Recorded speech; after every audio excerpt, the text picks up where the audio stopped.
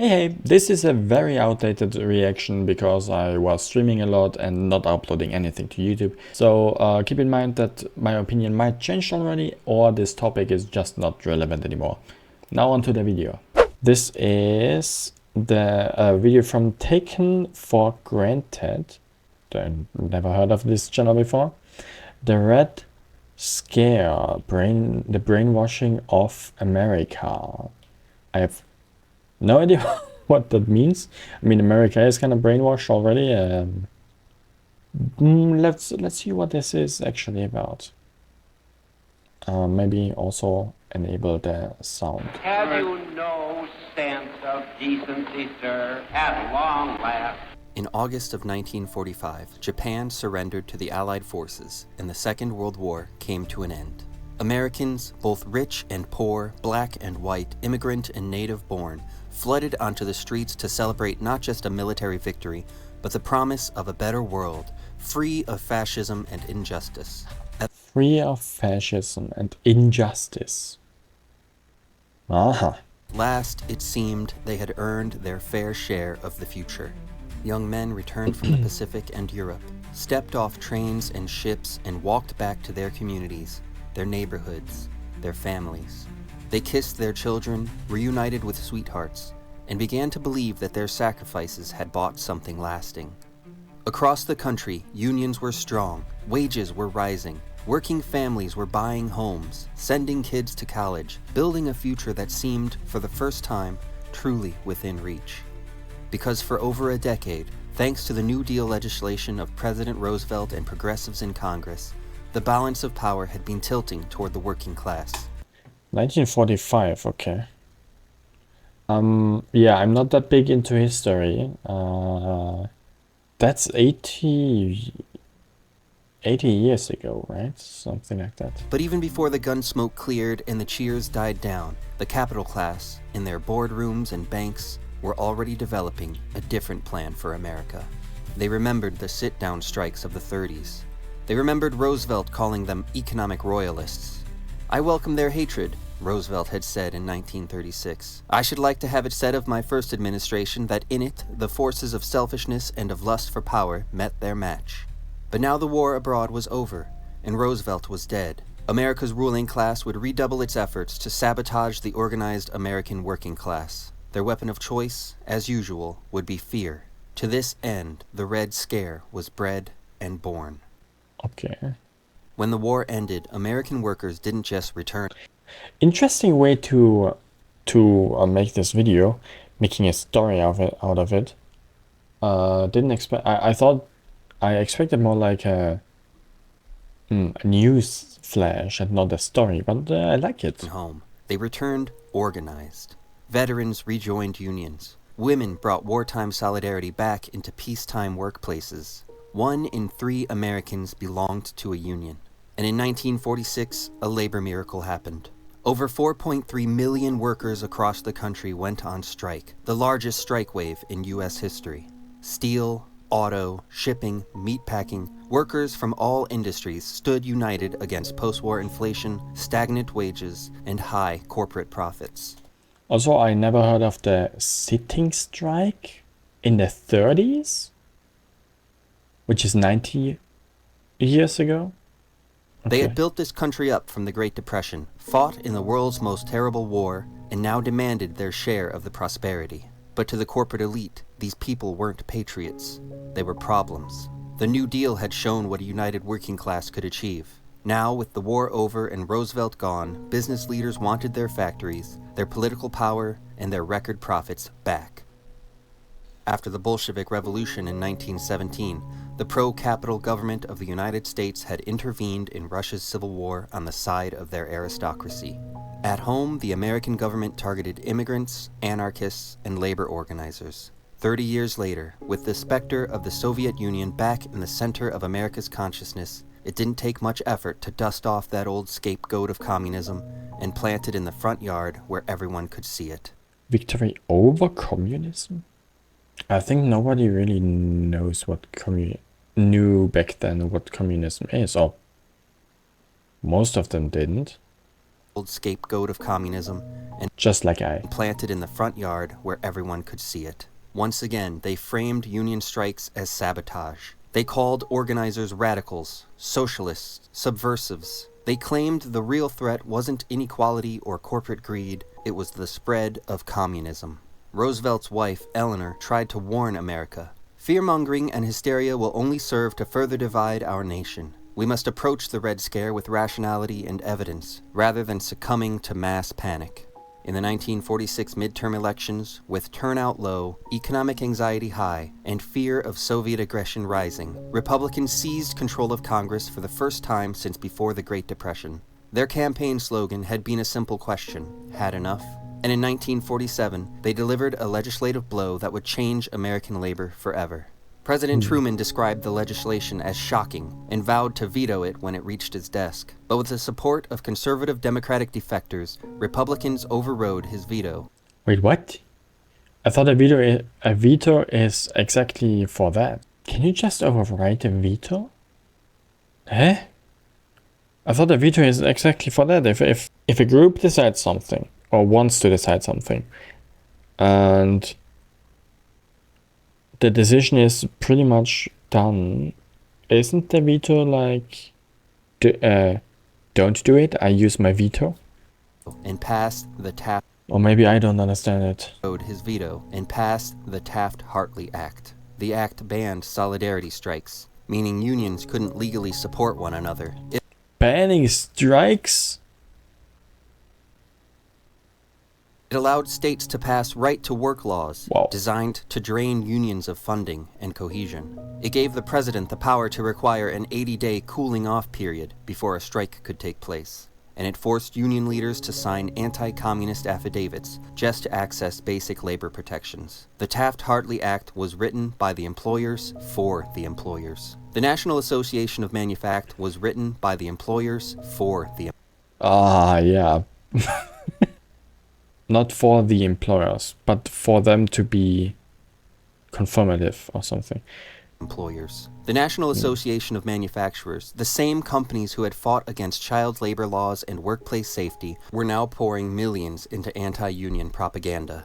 Media barons like William Randolph Hearst and Robert McCormick ran editorials smearing union leaders as un-American. Politicians labeled striking workers as subversives. Even veterans and school teachers weren't safe from suspicion. And it wasn't just about profits. It wasn't just about selling.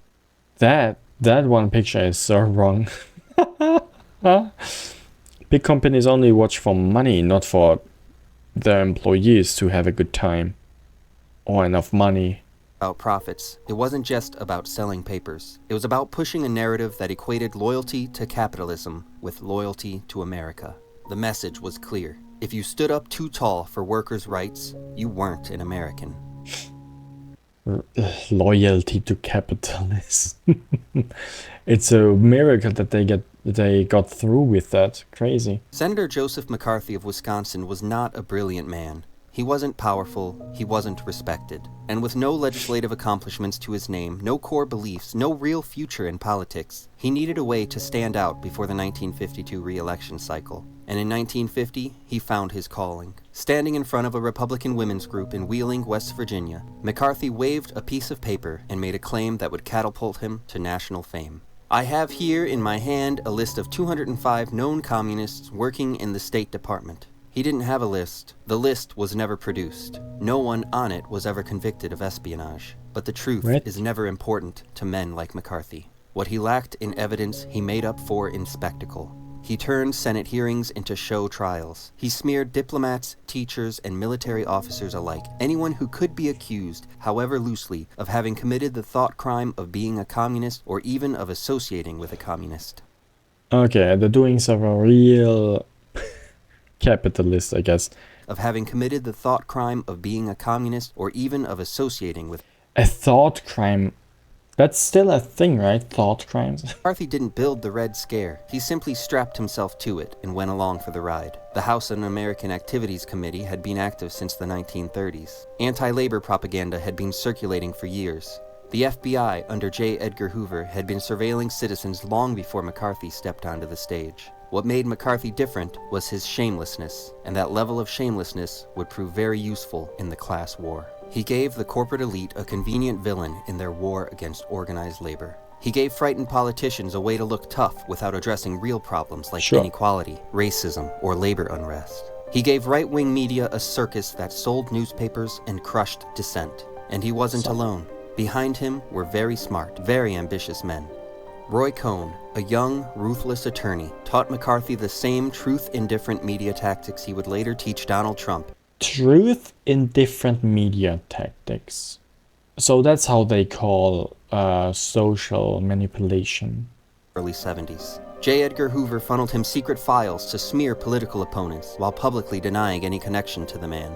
To conservative publishers and donors, McCarthy was a wrecking ball aimed at solidarity, progress, and working-class power. He made Americans afraid to speak, to organize, and he had the full faith and backing of a capital class that would rather destroy democracy than share in its prosperity. Yeah, that's how capitalism works. Make everyone fear and then profit. That's the two steps. There's not much more to it. Long before cable news, before TikTok and YouTube, Hollywood was America's most powerful engine of public imagination. Movies didn't just entertain people, they shaped how we saw the world and how we saw each other. And in the 1930s and early 40s, some of those movies told inconvenient truths about our nation. Films like The Grapes of Wrath, Modern Times, and I Am a Fugitive from a Chain Gang didn't just pull at heartstrings. It's insane how much impact this had. Honestly, I have no idea. I did hear about Hollywood, obviously, before. I couldn't tell you how much influence they had or anything about them at all. It seems to be the biggest kind of propaganda machine. 30s and early 40s, some of those movies told inconvenient truths about our nation. Films like The Grapes of Wrath, Modern Times, and I Am a Fugitive from a Chain Gang didn't just pull at heartstrings, they pulled back the curtain on inequality, corruption, and class power.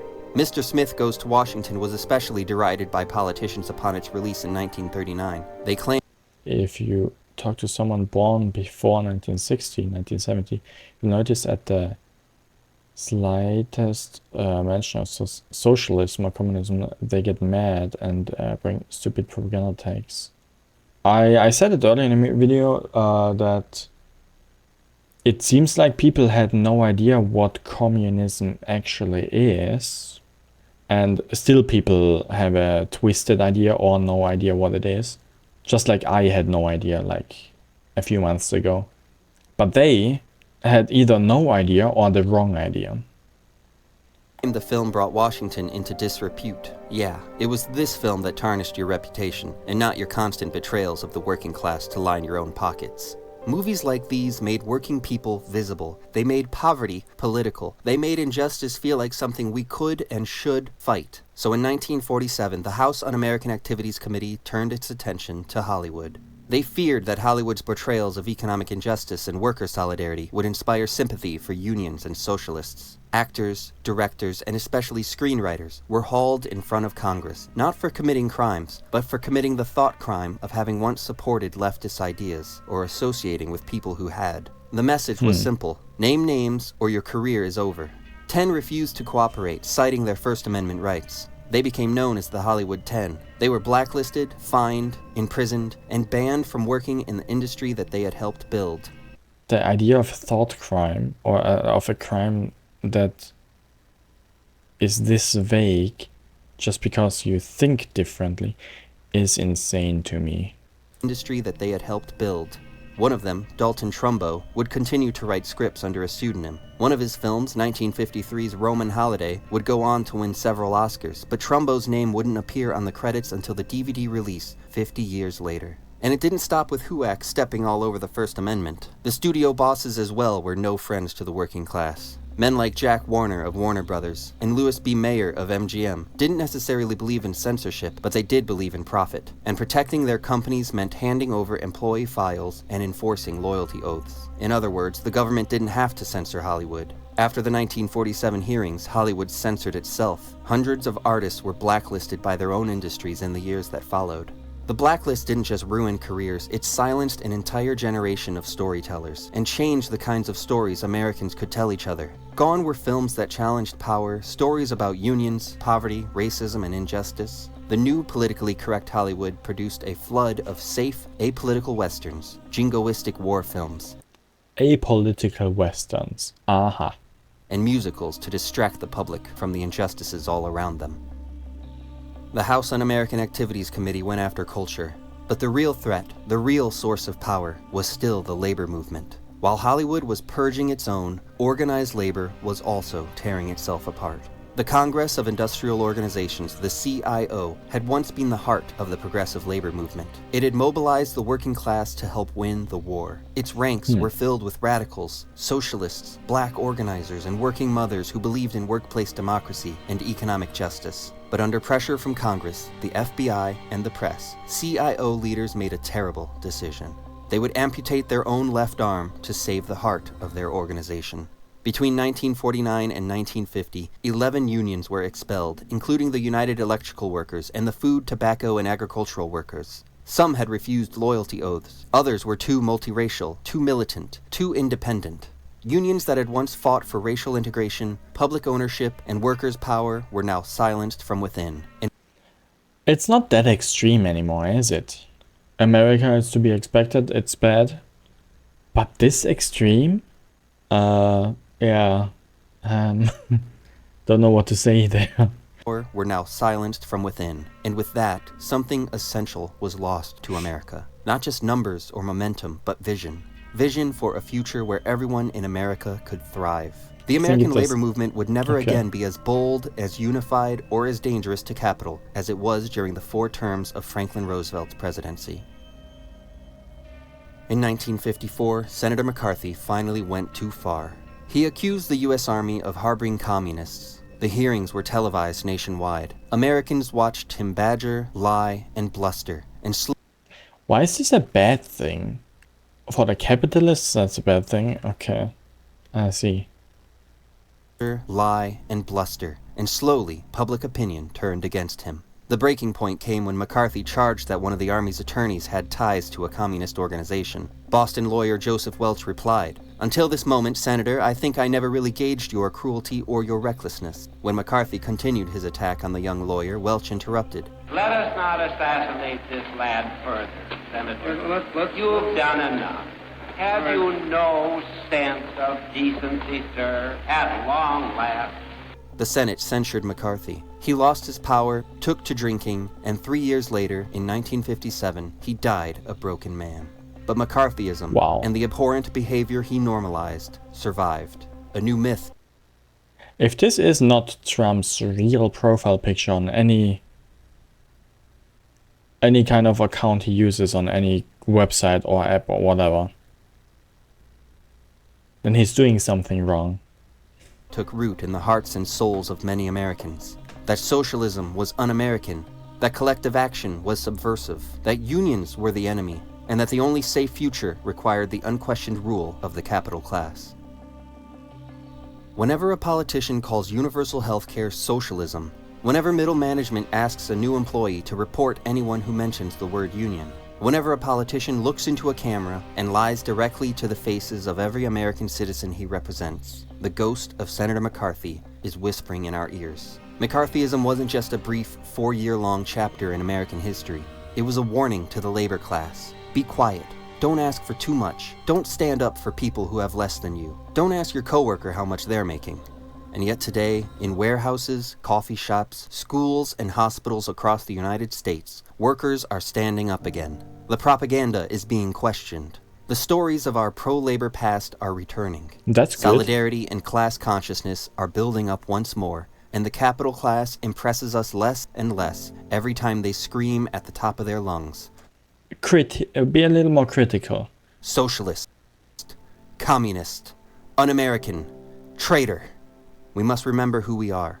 We are not un-American, we are not traitors. We are patriots who believe that our country should work for the benefit of us all, not just the billionaires. We must resist when they tell us who to hate. Just for how long are we supposed to let them get away with throwing immigrants, socialists, and poor people under the bus? In Springfield, They're eating the dogs, the people that came in. They're eating the cats. They're They're eating the pets. My fellow Americans, our In Springfield, they probably eat everything. I heard that ancestors, before. workers, caretakers, storytellers, soldiers, all fought to secure for us a brighter future than theirs, and we are wasting their sacrifices. Solidarity is how we can still see their dream fulfilled. Workers of the whole world, unite.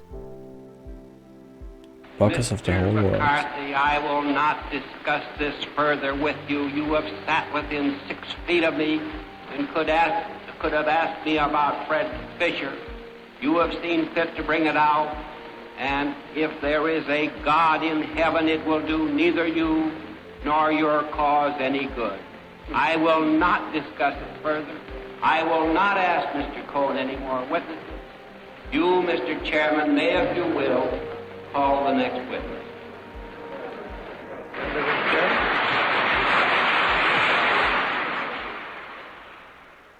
Huh. Okay. Yeah, show a little resistance against capitalism, please. Anyone who is watching that.